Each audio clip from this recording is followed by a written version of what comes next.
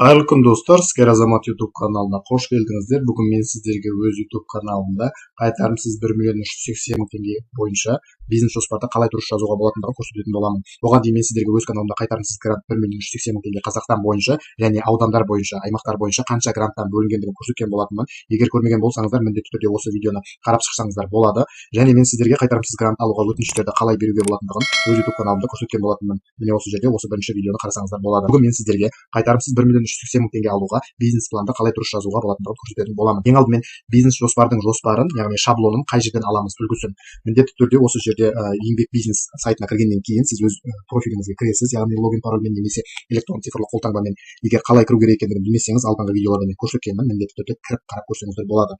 Енді осы жерде грант дегеннің төменгі жағында бизнес жоспар дегеннің үстінен басасыз. Осы жерде бизнес жоспардың үлгісі деген бар. Осының үстінен басып, міндетті түрде жаңағыдай шаблонын жүктеп алсаңыздар болады.